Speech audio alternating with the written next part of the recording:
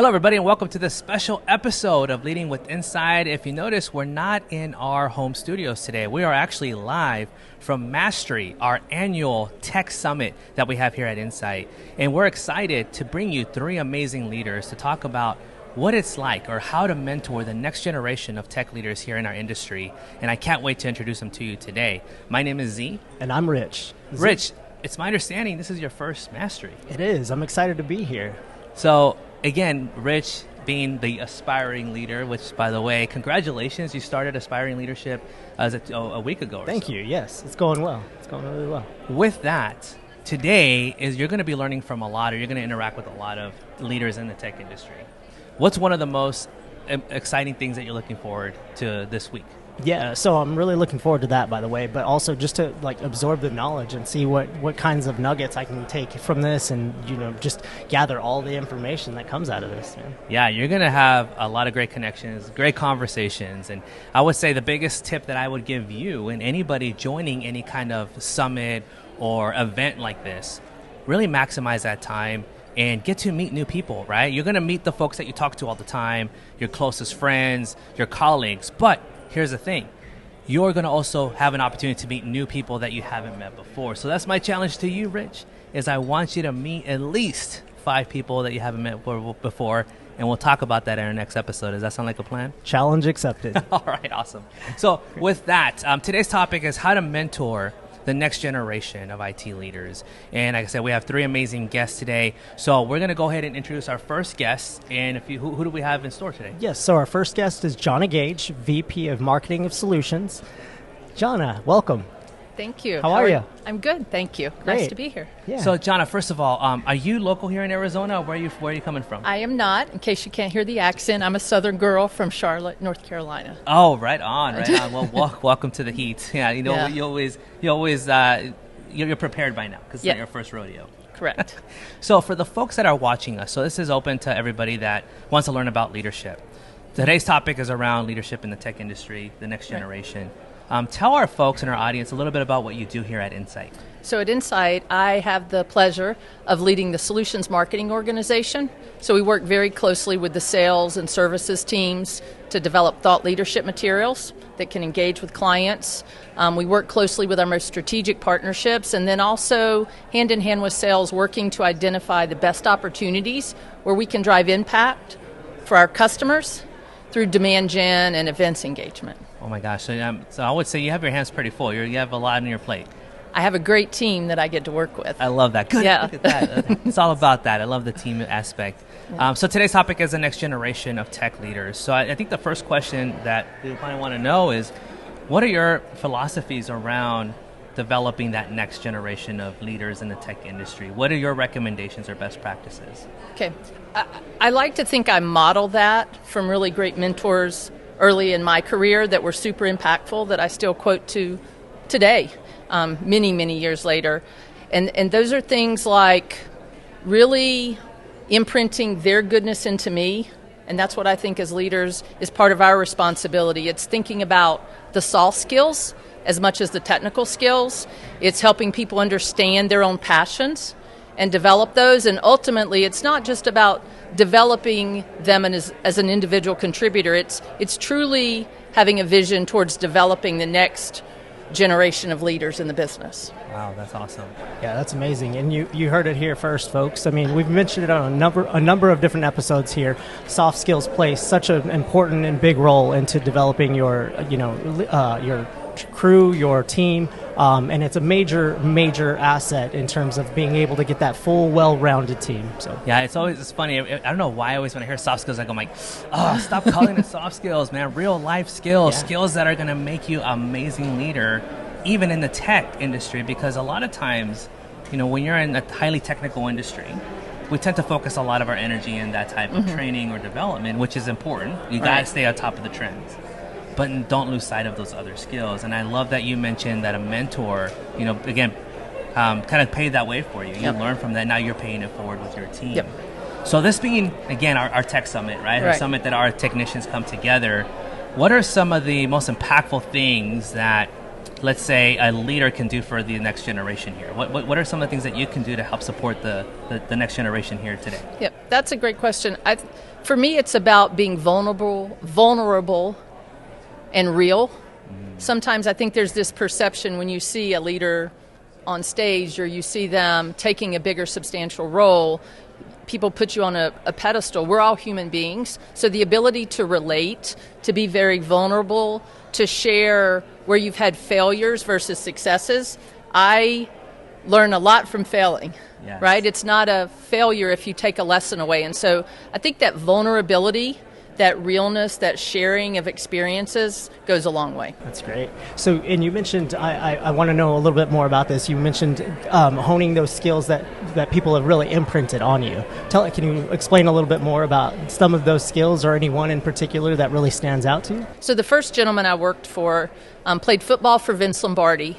Oh, wow. Right, and his father was a World War II fighter pilot that led the Normandy D-Day invasion. And so I've always connected to sports. Insight has a long history with working with the more military concepts and leadership concepts that way, so it felt very full circle to me. So I think there's the fundamental things. It's things like getting to know your team, understanding your team, that people are human beings.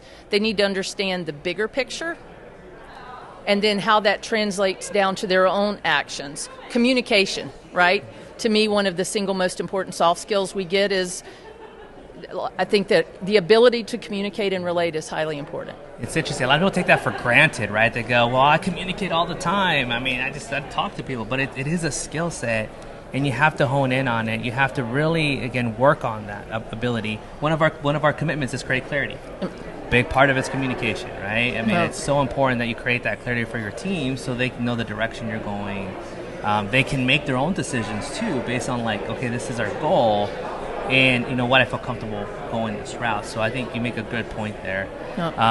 So I know I challenged Rich before you joined us. I said, hey, talk to 5 people, right? Get to know people you don't know.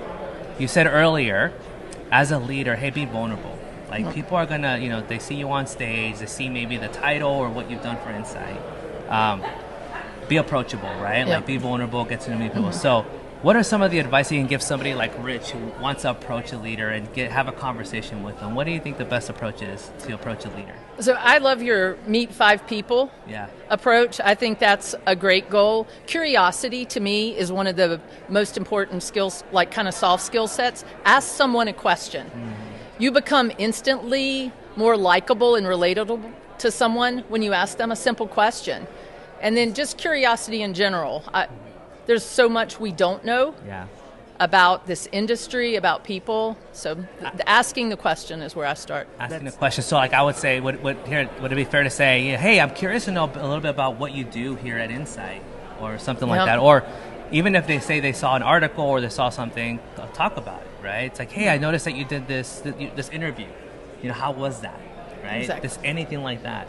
Those are great pieces of advice, and I actually got a jump start on you. I met Jonna right before you gave me that. Oh, that doesn't count as your 5. Okay. You still have 5 more. That's fine. Because easily you can say 3 right now in the interview. Right? He's an overachiever. Yes. He likes to think outside the box. There you go. He's not in the black, he's in the gray. He likes to go and live in the gray. Now, we'll continue to talk about best. So let's talk about, you talked about you learn from failure. Right. If you can go back in time and tell your younger self, right, which is not that long ago, it's very, very recent, your younger self, what advice would you give your younger self back, if you could right now, to, advance your career in leadership?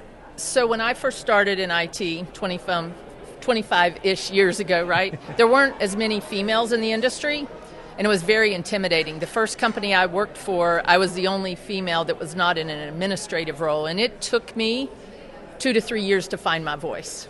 I would go to meetings and that I was asked to participate in, and then I would send my boss an email after the fact, and he would get so frustrated with me because that's the idea we needed. So find your voice, be confident, be okay with something not being a bullseye or a home run. That would... the single biggest impactful thing to me would have been to have done that a few years earlier. Wow, that's awesome. Well, the cool thing about this, right, is that there is that next generation or somebody listening today that are probably already in that situation or starting to feel that, right?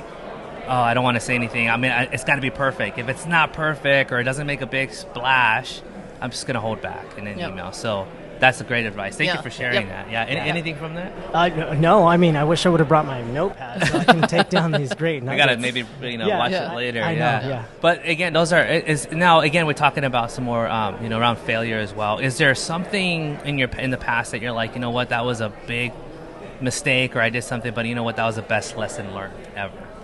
Yes, okay. It's already in the head, right? Oh, yeah. So it was probably about 15 years ago, and the company I was with was owned by a private equity firm, and we were working on a project to drive client growth in a new offering, and I disagreed with the approach we were taking, and I just knew it would not work, and I kept saying it, and I just gave up. Like, you only want to fight with your boss for so long, and it ended up being a big colossal failure. Oh, wow. And we started from scratch, but it was that I always wondered, did I give up too soon? Mm-hmm. And again, going back to that younger in career me, hold your truth, fight for what you believe a little more. That's a great lesson. You know, how many times in history we've seen that, right? When there's major failures, if somebody would have just said something or pushed a little harder, you were saying something.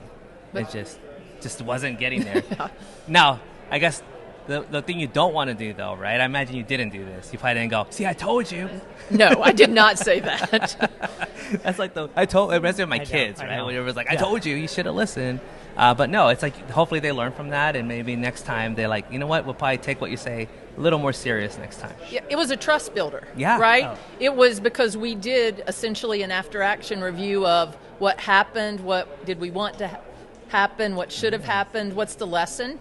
So as long as, again, if you're learning the lesson, growth is in discomfort, right? Yeah, I love that. Little plug-in for our leadership commitments there. Once again, we're going to continue talking about these. So when you hear these things, we're going to continue to bring them up and be like, hey, our tools, and actually, you know what's a great transition as we get to wrapping up with our final section. We have these leadership commitments here. From the tools, you mentioned after action review. And if it's that's fine. But if there's, out of the tools that we have, which tool would you say is the most impactful tool as a leader to help develop that next generation, to help make a staple or make that impression with that next generation? That one's so easy for me. Ooh. Okay, I love the concept of a leader's intent, where we tell someone the what and the why, but not the how. Yeah. Right? We can get in the stream with them and go back and forth on the how, but to give someone where we want to be and why, and let them think about the how, that's really how you develop people. We're called to act before we're ever truly ready, right? Yeah. And that's a great way for people to build confidence, to learn about themselves. It's that empowerment of the how, right? Yes. Like, hey, I'll tell you where we want to go. I'll give you, some what the end in mind is. But that's so awesome, John. Yeah. And I'm sure it's it's one of those things that we see it on paper, but we don't realize the impact it can make. And I imagine you've had tons of stories. That's probably for another time of teammates just rising to the occasion and really delivering after a solid leader's intent. Yeah. The other thing I like about leader's intent, it forces leaders to be very clear on what does good look like, because sometimes we're not very clear on that. So it's a good gut check. Yeah. Did I give you a good leader's intent about your 5 interviews? You did. And this is all lining up nicely. We're bringing out create clarity, after action review. All of it's coming together nicely. It is. Special edition. And again, this is not scripted. This is live on LinkedIn Live here shortly, Yes, right? We're going to be there. So, by the way, Rich is going to be on after this, and he's going to be answering questions if you do have any. That'd be great. So, with that, Jonna, thank you for joining us. This has been a pleasure getting to know you. Before you wrap up, what are you looking forward to with this summit? What do you want to get out of this next few days? I think of our technical community as the heartbeat of the company. And so for me, it's always picking up something new, seeing a new opportunity, connecting two maybe disparate things together. So it just is always exciting. You feel a little smarter when you leave here, right? I love that. Who doesn't want to be smarter? So again, thank you very much. I appreciate Absolutely. you spending Thank time you. with us. Thank you. you. Very much. I mean, we just learned a lot in 15 minutes. Absolutely. What was your biggest takeaway so far there? Biggest takeaway, come to everything with curiosity, especially meeting people. That curiosity factor will help you. Who would have thought this would have been like Rich's lesson, like, hey, here's your challenge. I know. Here's your first task. You're going to be curious. I love that. The aspiring leader. Yes. All right. Well, let's continue our interviews, and we're going to bring on our next guest here. He is Senior Vice President of Management in APAC. We talked about him before, and he did have a cool story. I don't know if you remember that story. I said, hey, you want to continue your development as a leader, don't ever stop learning, so be ready for that. So let's go ahead and invite Mike Morgan, the Senior Vice President of APAC and Management. Hello, Mike. Hey, Z. Good to see you. Good to see you too. So Arizona's not your home. You're not local from here, are you? I am not, as my accent probably betrays. No, I'm from Sydney, Australia. Sydney, Australia. Well, Mike, thank you for joining us. For the folks who are listening to us who are not from Insight, can you tell them a little bit about what you do for Insight and what do you do for us? Yeah, I have the great privilege of leading the APAC region for Insight, which for us is a direct presence in all of the major cities in Australia, New Zealand, Singapore, Hong Kong, and mainland China. Yeah, wow. That's amazing stuff. there. So, I mean, my understanding, it's winter there now. It certainly is, yes. It's a little different temperature-wise than here at the moment. Well, welcome to Arizona, yes. So Rich is our aspiring leader, and before you join, I invited him, hey, while you're in Mastery, reach out to 5 people you haven't met before. Okay. Right? So Rich, we talked about being curious. Absolutely. What questions do you have that sparked that curiosity with Mike? Yeah. So, Mike, I want to know a little bit more about your journey, to where you got to where you are today. How did that come to fruition? What did that look like? Yep. And maybe share a little bit of the strategy behind, how you propelled your career. Sure, that's a great question. So I am a technologist by trade. I built my first computer when I was 6 years old. Oh, wow. And it was a hobby, and I never for a moment thought that could become a career. So I moved in and became a programmer for a bank in Australia and did my training on the job there. I skipped university to go faster in that option and considered myself a good technologist for probably the first 10 to 12 years of my career. Mm-hmm. But I always aspired to starting to look at leadership opportunities. And as with most people, I think you get your first leadership opportunity by proving yourself as a great individual contributor. So the first lesson that I learned when I moved into leadership is everything that got you there stops the day you start as a leader because you're starting your career at ground zero again. And that was a really important lesson. I was lucky because the first leadership role I had was to run a practice in an area in business intelligence and data warehousing, which was not my technical background. Sure. So I was, by force, I couldn't be the smartest guy in the room.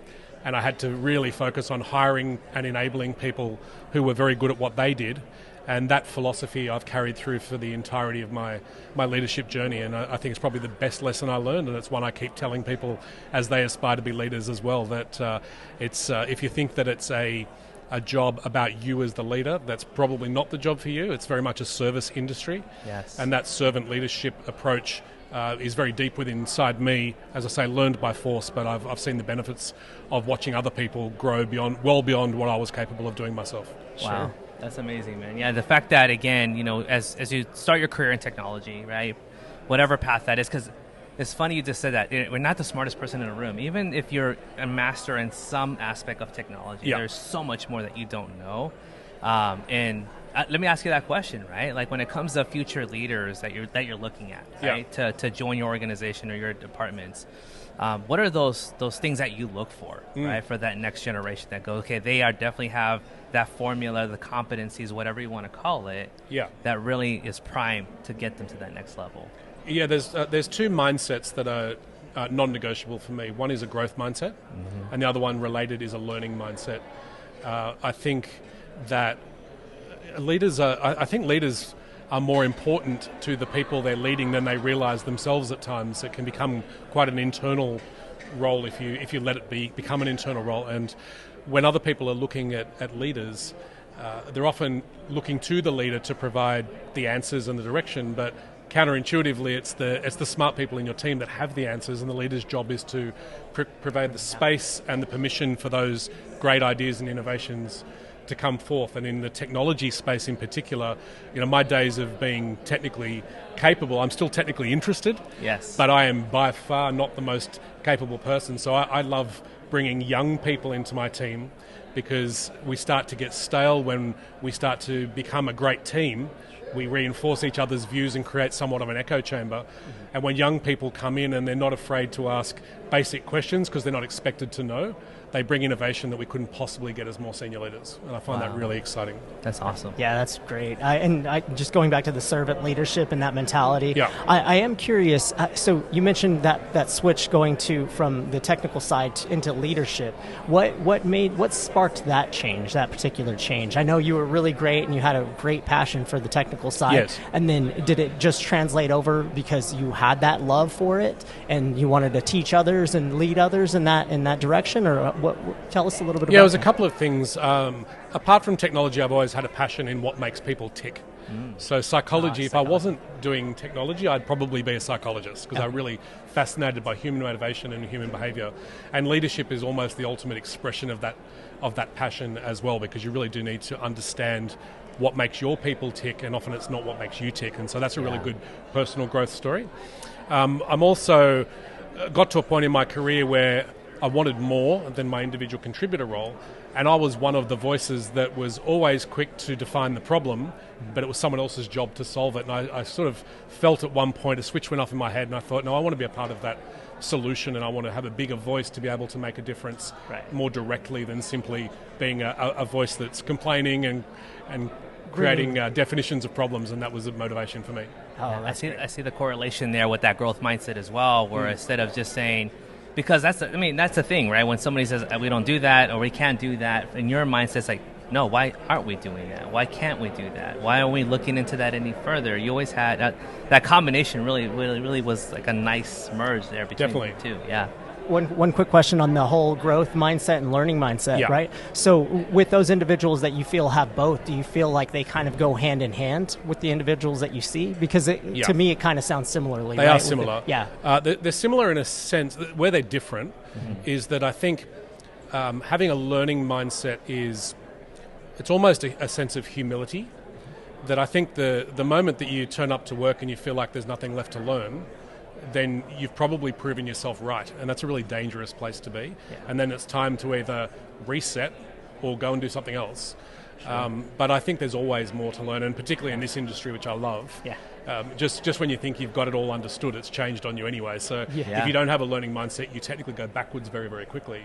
I think the growth mindset is a more personal attribute, and it's about wanting to continue to become bigger and richer and better as a leader, but it also translates directly to the people that you're responsible for, because the growth mindset extends not just to you as an individual, but to making sure that you have a growth objective for everybody in your team. And from a selfish perspective, the best way that we keep attrition low in teams, whenever I look across the group, the teams that are the stickiest have the best leaders who are the most invested in their growth. And if people are growing, why would they leave? And that seems to work pretty well. So, our first episode, was it our first or second episode? We talked about, so Jan Vasson is my leader, and she recently had an interview with you when she talked about development and leadership development specifically. What I loved about that is because there are times, as you continue your career, you never need to stop, you never stop learning. You just talked about that. We have internal programs, we have things that we offer, but then it gets to a point where you want more, right? Or you're like, hey, I got this, but I want it to be challenged more. Take it to that next level. What made you pursue? So tell us a little bit about your pursuit for the continuing your education. How did you find it, and what did you get from that? Yeah, it was a fabulous experience, and I was extremely grateful for the support that I had from Insight and from Joyce and the rest of the leadership team to sponsor me into that. We provide amazing leadership development opportunities at Insight internally, and from some of the best universities in the US. And so I'm all about trying to build diversity of thought and diversity of experience.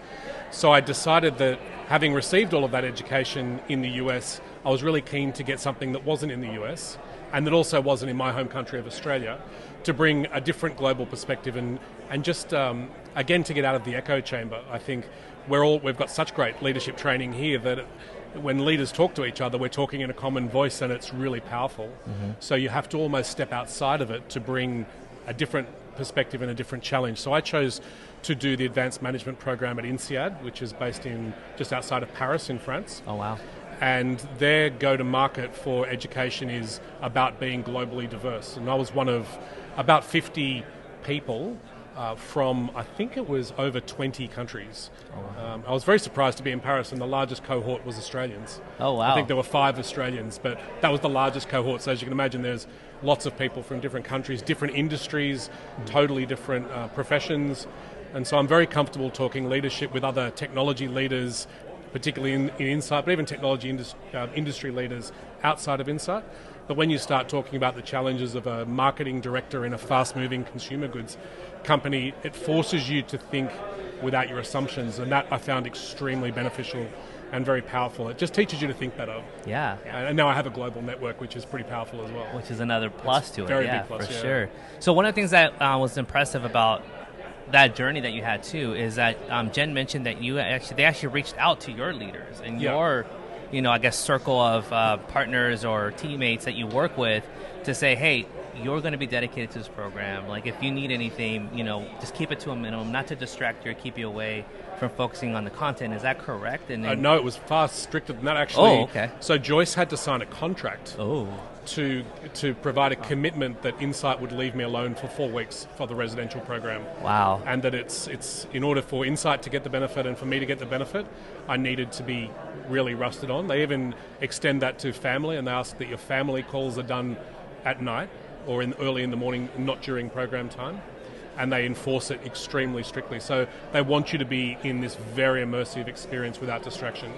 And you know what I love about that personally? Because, again, running the programs that we have here and our leaders, unfortunately end up dropping from the programs or saying this is too much right now for me, or I have a lot on my plate, which is understandable. But if it continues, or there's always going to be something, right, that's going to prevent us from that. So I just really sparked an idea for me to say we need to actually reach out to their leaders and their team and say, hey, like, if you really want to, focus on their development, you really believe in their development, give them the time and space during this time to focus on that. Definitely. To really develop. Is that an advice you would give as well? Or I would. Yeah, I would. And the way that they position that, and it's very, very upfront at the beginning of the program, is they say one of the reasons that they ask for that exclusive use of your time is it's part of the leadership journey to empower your leaders to be able to cover for you and again, get yourself out of that I'm so important that the business can't run without me, that it's quite an important concept to get your head around, that you're actually, if you're running a good business and you're a good leader, the business should be able to operate without you for a period of time. It's good for their leadership development and growth, but it's also good for the sustainability of you not being a bottleneck in your business by being so independently important that the company can't do without you. So, that's impressive, man. Yeah. It's bracing, but it's good. And that's always a hesitation, right? A lot of years have or what have you, but again also shows that, hey, how comfortable are you in extending that trust to your team that they got this, right? So what do you think about that? Trust, something else that we talked about in previous episodes. It's amazing. I like the whole, I like taking from different perspectives, grabbing that different pool of knowledge and just having that wider scope, I guess, if you will, and just bringing those different perspectives from different pieces of the globe. That's especially being that a lot of companies, right, a lot of organizations are going global, right? Yeah, I think it just adds more value not only to yourself but the organization you work for, right? That you are able to lead in that industry, in that mindset.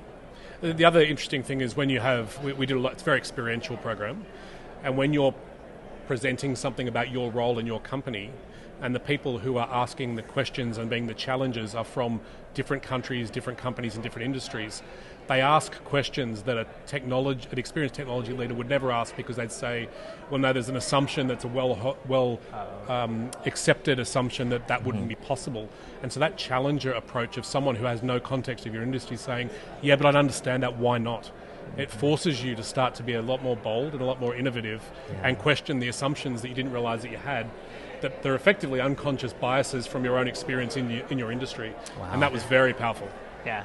So we're talking about the next generation of tech leaders. So from your experience, what wisdom or advice would you give that next generation going into tech, leading in technology, that you learned from that experience? What advice would you give them early to set them up for success? I think I covered quite a bit of it. So I think that not to lose the humility, it can be leadership can become a very ego-driven objective if it's not kept in check. Yeah. And that my biggest lesson in leadership is that my career and my success personally has been so much richer and larger through the scalability of having smart people And with a group of people, you can go so much further. Yeah. I think they often say, on my own, I can go faster, but together we can go further. Yeah. And I think that is the mantra of good leadership and the way that you need to think about it. But that switch, as I mentioned earlier, the opportunity to become a leader is normally granted to you because you've been very good at an area that you're an expert in and that is fully within your control. Yeah. And the most bracing leap of faith is to suddenly feel that you're out of control, which you need to give up control to be an effective and scalable leader. And that's part of that leap off the chasm. But if you're prepared to make that, and then you've put all of that energy that you put into being great yourself into empowering and accelerating others, it goes so much faster and it's so much more rewarding. Wow, man, I don't know. I'm excited about just with that right there because it does leave that potential to just continue to grow your team.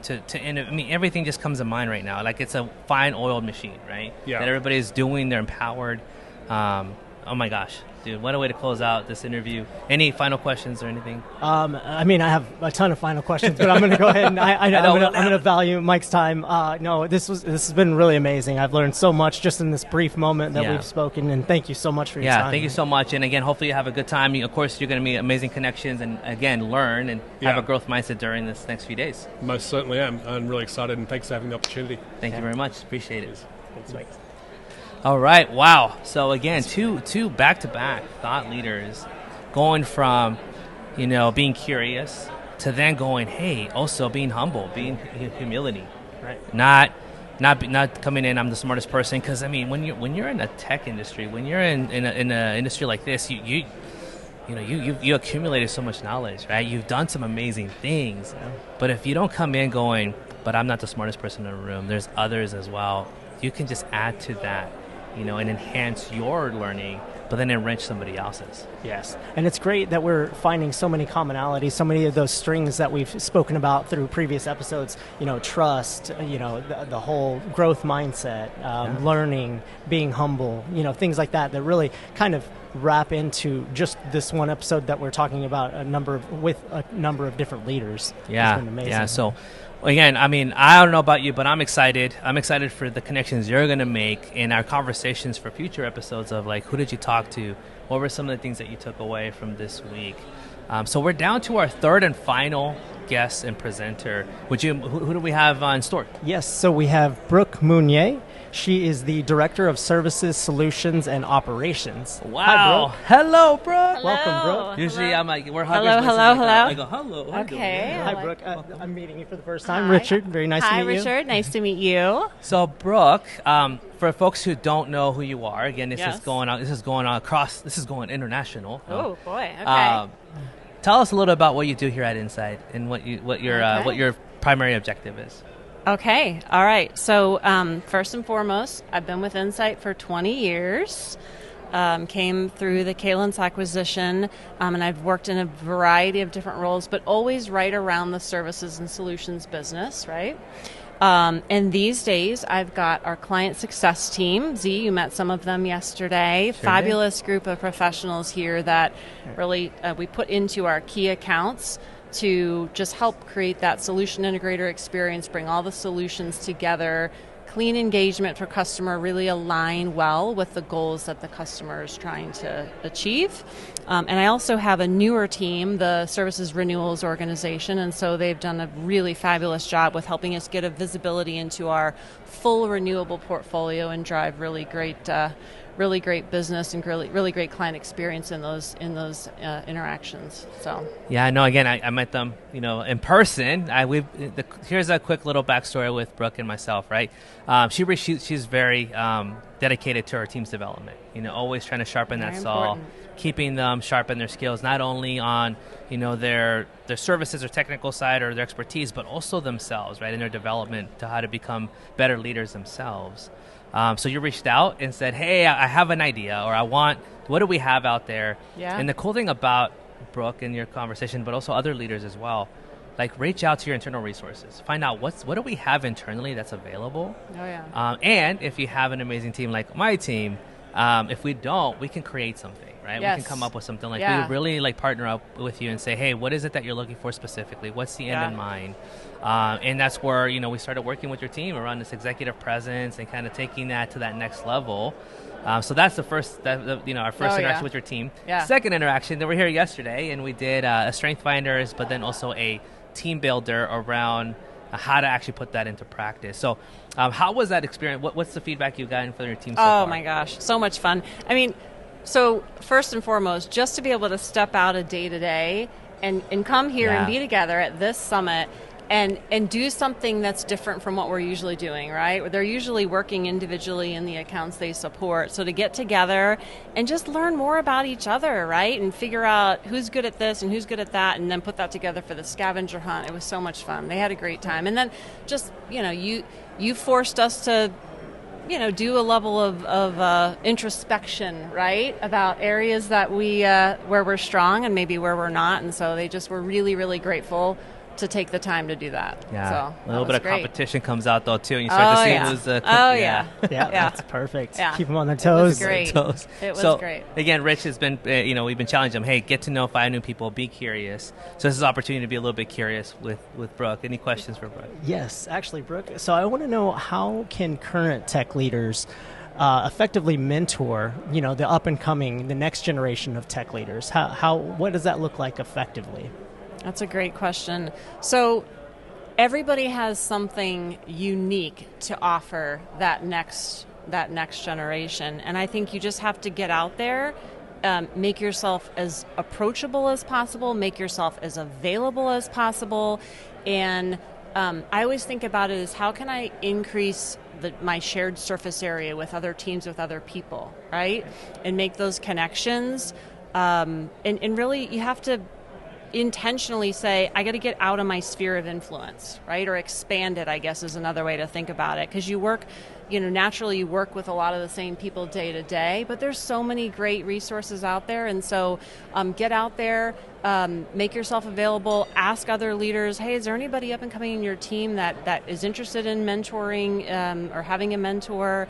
And I think that's really important for us to do as part of giving back, right? When you're in this stage of your career. Yeah, that's great. Are there any strategies that you would say that have worked well or maybe not so well that you can share with us? Yeah, I think for me, it's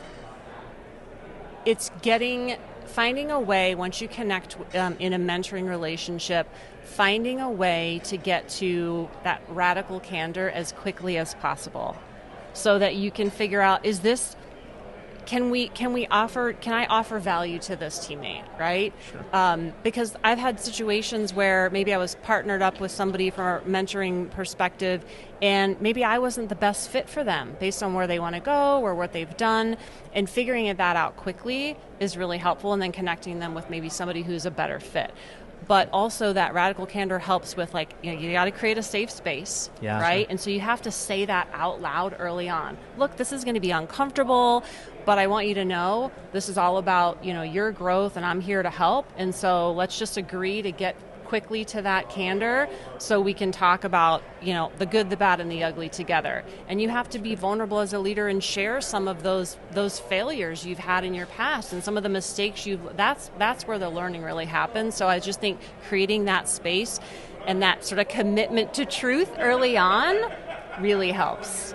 I love that it's going back to, again, the vulnerability, right? Being upfront, sharing your failures, being upfront, and the candor. I love that because, I think we can all maybe you have had some examples where, you started a mentor relationship with somebody or starting to build that, but then you found out it just, wasn't the right fit or what have you, and there's nothing wrong with that. Nothing wrong with that. I love that you call that out, because a lot of times we tend to write it out and be like, hey, that time I could have really connected with somebody that can help me accelerate growth. And the thing about mentorship, it's a give and take, though, too, right? It's not always like you giving, you're getting from them as well. What are the things that you look for or that you appreciate from a mentee, someone that you decide, hey, we're going to start this relationship? What do you appreciate on their end? What do you look for? What are some of the things that stand out to you when you have a solid mentee? Oh, that's a great question. Again, just honesty, right? I appreciate right away that they are putting the investment in this, and I say up front, this is more you, right? This is more you. You got to bring, what do you want to work on? What do you want to talk about? And so when they come and they're prepared, and it doesn't have to be formal, but they're prepared with some things they want to focus on, right? And they're confident and they're committed to growing as a leader, as a teammate, but they're also that a little bit of humility. I appreciate that quite a bit, right? Hey, I'm really great here, but I'm not so great here, and I could use some help. I could use some resources. I've always appreciated that. Yeah. Let me add to that too, because there's also that next level or that element of, let's say they're going to work on something, right? Or you talk about something, they're going to put into action something that you discuss. Like, hey, that's a great idea, Brooke. I'm going to go ahead and try that in my next meeting, in my next whatever. Yeah. But then they don't get it done, or it doesn't go as planned. So I think that also goes to say, hey, you know what? I did not do this, but this is why, or this is what happened, or this is, it was even share your fear. You know what? I was about to do this. About to go into that meeting, have that difficult conversation, and then I just backed out. Yeah. And this is why. So, what are your thoughts around that? Like, still share that. Don't just make it up. Don't fake it and make it. Oh yeah, I did it. It was fine. Like, be honest. Yeah. Why is that impactful? What do you find value in that? Yeah. And so I might misremember the title of this book, but I read a book a number of years ago called The Coaching Habit, and it's that 7 question. It's really designed to say, hey, don't give folks all the answers. They're going to get so much more value, and you are as well, if you just ask the right questions. So I've actually had that scenario you describe happen in a mentor relationship, and I had to stop myself and just, ask the question, what do you think, what was the real challenge here, right? And really start to dig in. And actually that turned over a whole new set of things that we were able to talk about and work on that were always going to be creating some friction for this teammate to move forward. And so we had to go unpack all of those, but just asking those right questions. And again, always coming from a place of empathy. Let's get real, right? Yeah, candor, yeah, right? Exactly right. Yeah. That's awesome. Yeah. And I'm noticing the common theme: curiosity, empathy. All of these. Don't give them all the answers. Allow them the opportunity to bring those thoughts and those perspectives, those different perspectives to the table. And I like how it opens up the more it actually opens up the real root cause of them. Either hesitating or taking a step back. Because once not say solve for it, because it's always a work in progress, but once you identify that, now you can really work on the real stuff with them, right? And Absolutely. get them to that next level. Absolutely. And it's always more impactful if they sort of discover it on their own. Yes. But again, that comes with trust and just asking the right questions in the right way. Yeah, right? For sure. Right. So I know we're talking about learning from our failures and our mistakes. What are some of the things that you learned early on in your career that, if you can, teach the next generation, hey, this is what I learned. I want to tell you this now, so that way you can prepare for it. Yes. And maybe they can. It's going to happen, right? But just let them know, hey, it's okay. It's part of the process. Is there anything that comes to mind?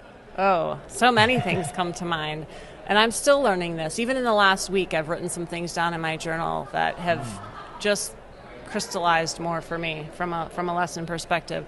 I think one of the biggest things I remind folks on my team and others that I mentor is context. Context, context, context. So we can get really in our zone, right, of what we see and what we care about and what we're working on. And when you're going out and interacting, whether you're talking to a client or a fellow teammate, somebody from another department, context matters. And really try to zoom out and think about, what is this person's view of this topic? Are they going to know what I'm talking about? Take the time up front to align.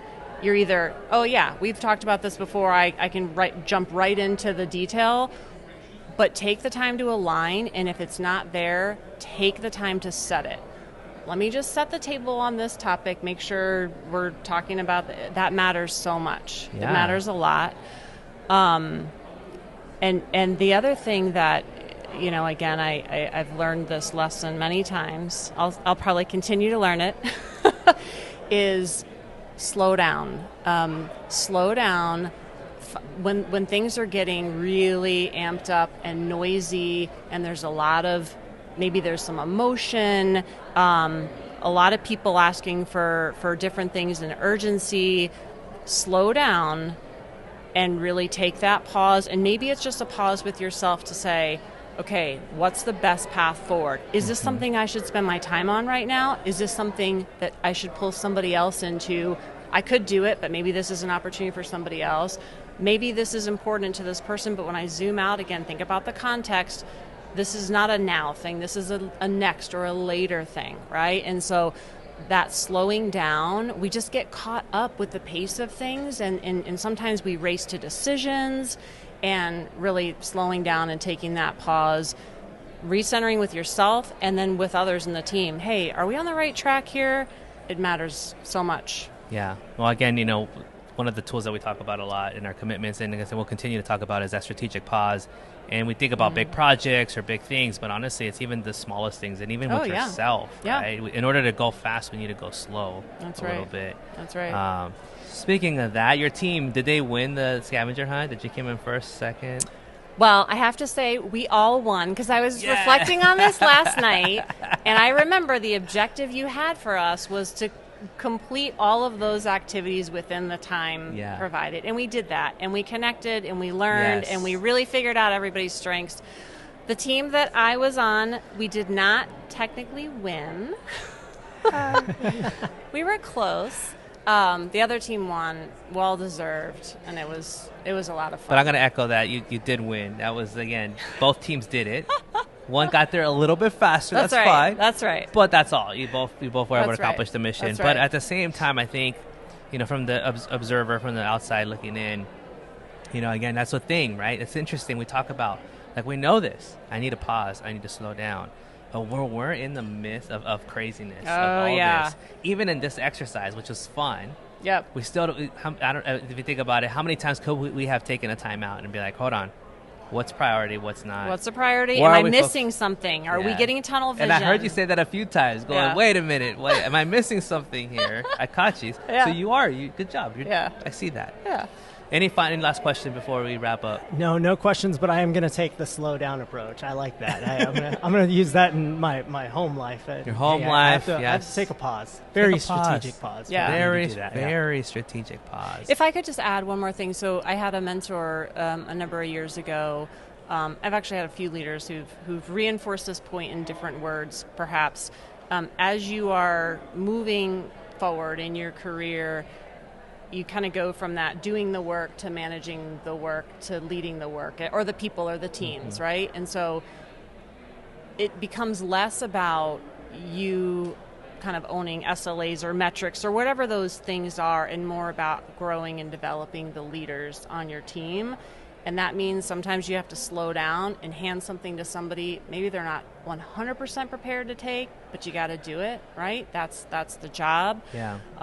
And that's how you amplify the impact. If you're growing, it's not, we hit these SLAs or we hit these metrics. Am I growing leaders at Insight? That's the amplification effect, and that's the most important part.